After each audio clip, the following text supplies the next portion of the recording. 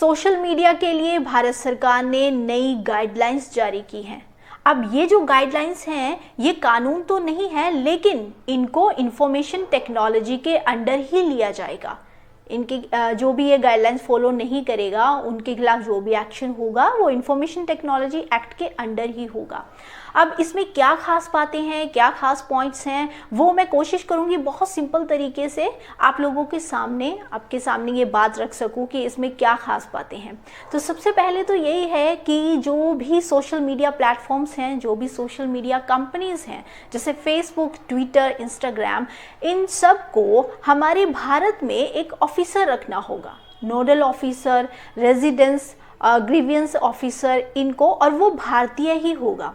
अब इनका क्या काम होगा ऑफिसर्स का? एक तो इनको 24/7 कांटेक्ट में रहना होगा, क्योंकि आपको पता है कि जो सोशल मीडिया पर अगर कोई गलत चीज़ पोस्ट हो जाती है तो उसको वायरल होने में ज़्यादा टाइम नहीं लगता। अब ऐसा नहीं है कि 9 to 5 वाला काम हो जाए या 10 to 6 वाला हो जाए और इतनी देर में कहाँ से कहाँ चली जाएगी कोई पोस्ट। इसलिए 24/7 कांटेक्ट में एक कांटेक्ट रखना होगा।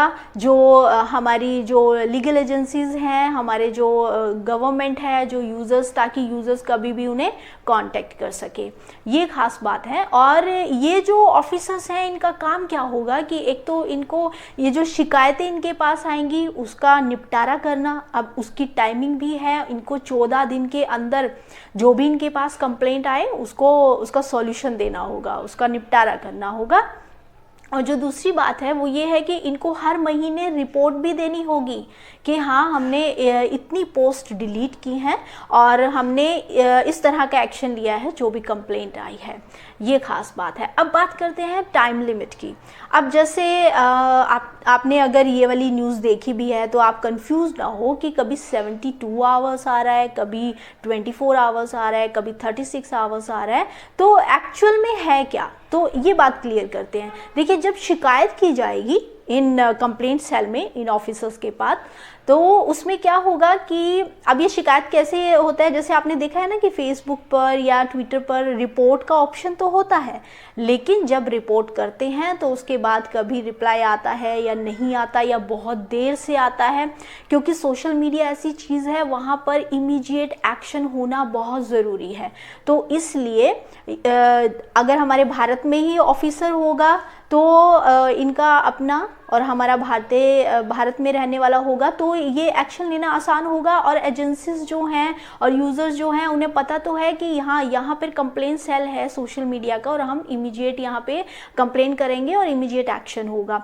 तो 14 दिन का टाइम होगा। और वैसे जो ये हैं, अगर सेंट्रल गवर्नमेंट कोई नोटिस सेंड करेगी सोशल मीडिया के लिए तो उन्होंने टाइम दिया है कि विदिन 72 आवर्स, यानी 72 घंटे के अंदर ये जो भी उनका नोटिस होगा उस पर एक्शन लिया जाएगा और जो भी कंटेंट या पोस्ट होगी वो हटानी पड़ेगी। ठीक है। अगर वैसे कंप्लेंट होगी जैसे इलीगल कंटेंट हो गया या कोई ऑब्जेक्शनेबल पोस्ट हो गई, ठीक है, जैसे आजकल आपको पता है ब्लैकमेलिंग के कितने केसेस चल रहे हैं, कितनी गलत तरीके की वीडियोस और इमेजेस पोस्ट की जाती हैं डराने के लिए या फिर धमकाने के लिए या फिर ब्लैकमेल करने के लिए।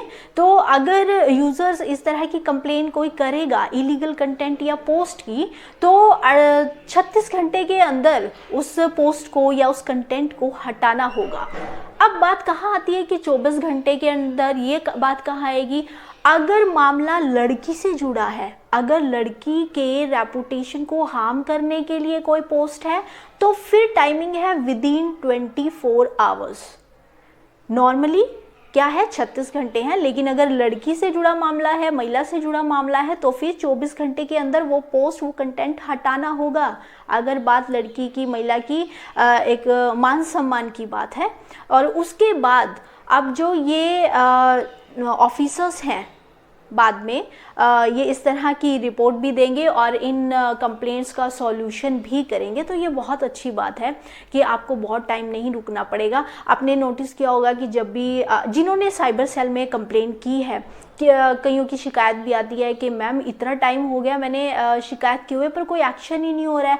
अब आप बताइए, अगर किसी ने आपके अगेंस्ट फेसबुक पर कोई भी फेक अकाउंट है या फिर कोई भी ऑब्जेक्शनेबल कुछ पोस्ट किया हुआ है, तो इसमें साइबर पुलिस की गलती नहीं होती, वो तो अपना काम करते हैं। वो अब फेसबुक, ट्विटर, इंस्टाग्राम ये हमारे देश में थोड़ी है, वो है बाहरले देश में। अब ये लोग तो नोटिस भेज देते हैं, ये तो बोल देते हैं कि ये इस तरह का इलीगल कंटेंट है, आप इसे रिमूव कीजिए। अब अगला एक्शन इनको लेना होता है और ये बहुत टाइम लगाते हैं और उसी का इतना बड़ा नुकसान हमारे हमारे देश को भी भुगतना पड़ता है, हमारे देश के बच्चों को भी भुगतना पड़ता है। तो इसलिए अगर यहीं पर इस तरह के अपने ऑफिसर्स होंगे तो ये एक्शन जल्दी लिया जाएगा। तो इस तरह से ये टाइमिंग रखी गई है। अब है कि जो अफवाह फैलाएगा, जैसे ये व्हाट्सएप जो है ना, व्हाट्सएप जैसी जो कंपनीज हैं, अगर इस पर जब जो भी अनलॉफुल एक्टिविटी या इलीगल कंटेंट जब फॉरवर्ड होता है, बहुत शेयर किया जाता है, तो जब इनसे सोर्स मांगा जाता है तो ये मना कर देते हैं, ये नहीं देते। तो अब जो न्यू गाइडलाइंस हैं उसके अकॉर्डिंग इनको वो सोर्स जो है बताना होगा कि ये जो शुरुआत की है गलत चीज़ें फैलाने की या फिर इलीगल कंटेंट या फिर अनलॉफुल एक्टिविटीज़ की जो शुरुआत की गई है वो किसने की है, मेन कौन है, किसने सबसे पहले पोस्ट किया, उसका नाम भी बताना होगा। जो भी ऑब्जेक्शनेबल पोस्ट जो भी ऐसे अपलोड करेगा उसका नाम, उसकी जानकारी पूरी तरह से देनी होगी। ये बहुत अच्छी बातें हैं। अब नेक्स्ट क्या है कि जैसे आप जानते हैं cybercrime.gov.in पोर्टल के बारे में। अब ये पोर्टल गवर्नमेंट ने स्पेशल चलाया था बच्चों के लिए और महिलाओं के लिए जो इस तरह के क्राइम का शिकार हो।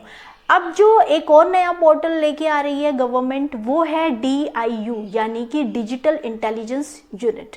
अब इसमें क्या होगा कि इसमें जितनी भी सोशल मीडिया के जितने भी क्राइम्स हैं उनके अगेंस्ट जब आप कंप्लेन करेंगे, ये नॉर्मली ऐसा होगा कि इसमें जो कंप्लेन की जाएगी उसका जो निपटारा है वो 48 घंटे के अंदर करना पड़ेगा। ये जो नया पोर्टल अब आने वाला है, तो ये बहुत अच्छी बात है। 48 घंटे के अंदर इसमें निपटारा हो जाएगा। और सबसे बड़ी बात है कि आप लोग कंप्लेन करने से एटलीस्ट अब तो बिल्कुल मत डरिएगा। जो भी नई गाइडलाइंस है आप कंप्लेन ज़रूर कीजिएगा। अब ये जो नई गाइडलाइंस है इनको लागू करने के लिए जो सोशल मीडिया प्लेटफॉर्म्स हैं, सोशल मीडिया कंपनीज़ हैं, इनको 3 महीने का टाइम दिया गया है। 3 महीने में इन्हें ये रूल्स रेगुलेशंस फॉलो करने होंगे। अब जो भी ट्वीट करेगा, पोस्ट करेगा, वो किसने सबसे पहले पोस्ट किया इसकी जानकारी देनी होगी। अब बहुत बार क्या होता था कि ये जो इनकी अपनी मर्जी चलती है, बहुत कई बार जो फेसबुक, ट्विटर, इंस्टाग्राम ये सब होते हैं, ये क्या करते हैं कि बहुत बार बिना बताए ही ऐसे ही ब्लॉक कर देते हैं किसी अकाउंट को, ठीक है, या फिर उसके कंटेंट को रिमूव कर देते हैं। तो अब इन्हें जिसका भी ये कंटेंट रिमूव कर रहे हैं, जिस भी यूज़र का या जो भी ये ब्लॉक कर रहे हैं, उनकी बात ये अपनी बात रखने का उनको मौका दिया जाए, उन्हें सुना जाए। तो फिर जब भी किसी का ब्लॉक किया जाएगा अकाउंट या फिर कंटेंट हटाया जाएगा तो उसे रीज़न बताया जाएगा कि क्यों आपके साथ ऐसा किया जा रहा है, आपके अकाउंट को क्यों ब्लॉक किया जा रहा है। और नेक्स्ट ऐसा होगा कि जो वेरिफिकेशन, मतलब अब जैसे होता है ना, बहुत सारे, एक ये भी बात कही गई है गाइडलाइंस में कि ये जो गुमनाम जो प्रोफाइल्स बनी हुई हैं, गुमनाम अकाउंट्स बने हुए हैं बड़े अजीबोगरीब नेम के साथ, देखा आपने इंस्टाग्राम पे तो बहुत ज़्यादा अजीबोगरीब नेम होते हैं। तो ये कौन होते हैं? ये फेक अकाउंट्स ही होते हैं। और इस तरह के जो गुमनाम अकाउंट्स हैं ये इन पे खास निगरानी रखी जाए, ऐसा कोई अकाउंट्स ना बने, क्योंकि जब भी कोई अकाउंट्स बने, कोई भी अकाउंट बने तो वो वेरिफिकेशन के साथ बने। अब बीच में कई बार होता है ना कि फेसबुक ऐसे वेरीफाई करने के लिए पिक्स, आईडी प्रूफ ये सब मांग लेता है। तो ये एक रूल बनेगा अब कि वेरीफाई कीजिए अकाउंट को, तभी बनाइए, ताकि ये जितने भी फेक अकाउंट्स हैं, जितने भी ये गुमनाम अकाउंट्स हैं, ये बंद हो। क्योंकि ये सोशल मीडिया का काम है, ये गवर्नमेंट का काम नहीं है। ये सोशल मीडिया को देखना है, जो उनके प्लेटफॉर्म का इस्तेमाल करके जो अकाउंट बना रहा है वो सही बना रहा है या गलत बना रहा है। तो इस तरह बहुत ही ये गाइडलाइंस बहुत अच्छी आई हैं। अब इनको फॉलो जब किया जाएगा तो बहुत हद तक कंट्रोल होगा। तो ये गाइडलाइंस है, मैंने इसमें आपको मेन पॉइंट्स बताए हैं जो ज़रूरी हैं आपके लिए जानने। और भी जो जैसे कि OTT, अब सोशल मीडिया तो आप जानते ही हैं, प्लेटफॉर्म जो ये ट्विटर, फेसबुक, ये जो आप इस्तेमाल करते हैं, ये जो OTT प्लेटफॉर्म है, ये होता है कि जहाँ पर आप ये नेटफ्लिक्स और डिज्नी हॉटस्टार इस तरह वेब सीरीज़ देखते हैं, मूवीज़ देखते हैं, इन पे भी लगाम लगेगी कि बच्चों की एज वगैरह डिसाइड होगी। जो इनमें जो भी सब्सक्राइब करेगा, जो भी इनमें देखेगा, जो भी सब्सक्रिप्शन लेगा इसका। और उसके बाद है कि इसमें भी पेरेंटल लॉक की आ सकती है, सुविधा आएगी ही पेरेंटल लॉक की, जैसे यूट्यूब पर भी है, मतलब ताकि बच्चे गलत कंटेंट ना देखें, इसी तरह इसमें भी आएगी।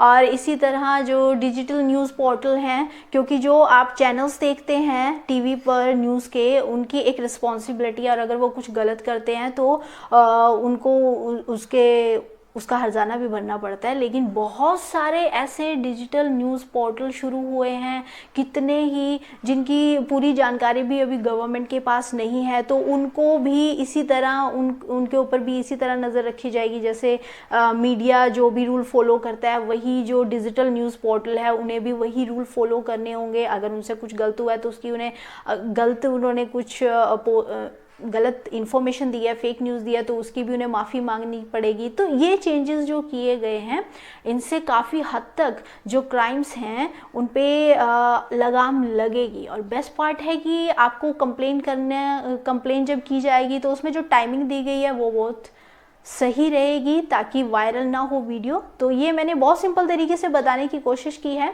कि किस तरीके से जो नई गाइडलाइंस आई है और साइबर क्राइम्स को थोड़ा किसी हद तक कंट्रोल कर सके।